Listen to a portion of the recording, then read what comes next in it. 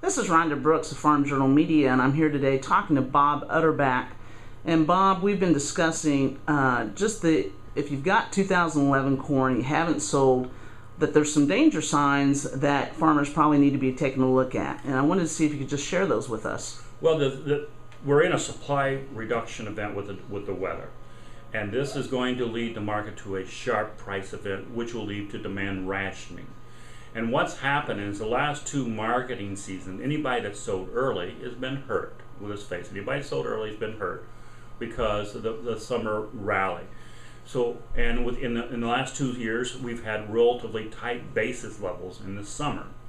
I would challenge you that everybody now is really thinking, I'm going to hold my new crop corn all the way to next July for that positive basis that they... Because they're expecting the same thing to repeat itself? Okay. To repeat itself. Okay. And I would suggest to you that the demand will have rationed itself by next summer due to the higher prices. But farmers will be holding the product expecting the higher basis, and they're going to be caught.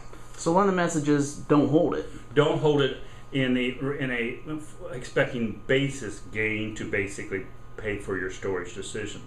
I would be looking for a February-March high in this market, both for old crop and 2012 corn, as we're trying to buy acres. And herein it becomes the real danger, I think, looking forward. Well, I can see from September to February, March, a relatively positive tone in the market as the crop coming out of field is not as good as anticipated. The January report confirms the acres, so we have some bullish things in front of us, but that bullishness is going to be negated by reduction in feed utilization, potential reduction in ethanol because the substance being lost. Corn exports will be strong, so on balance, but the demand will be ratcheting down at the same time supply is tight, so there'll be some offsetting factors there. Okay, so with that knowledge in hand, then what do I do?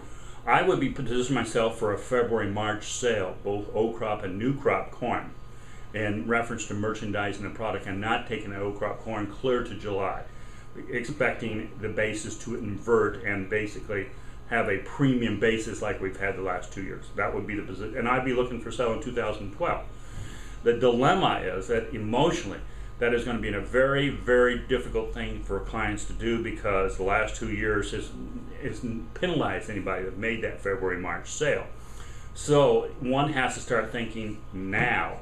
If I know I want to position myself when the market's buying that 93, 94 million acres of planted acres next February, March, and it gets those acreage and expectations, if we have a good crop, all of a sudden we're going to be in trouble by next fall. We'll have back to a billion bushel plus carryover.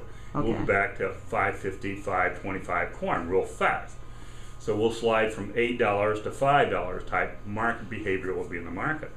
So how am I effectively going to be able to sell my remaining old crop corn and make new crop corn sales in that February-March sale? All right. And you got to start thinking technique right now. If I'm going to sell cash, maybe I should be this fall in August, September, October, fall pre-harvest lows, if we can get any pre-harvest lows. Should I be buying an out-of-money call so I can have that insurance factor? Because that's the only way I've been effectively able to sell early is somehow they give a back door to the cash transaction. All right. Well, Bob, thanks so much for your time. My pleasure. I know farmers are really going to appreciate that information.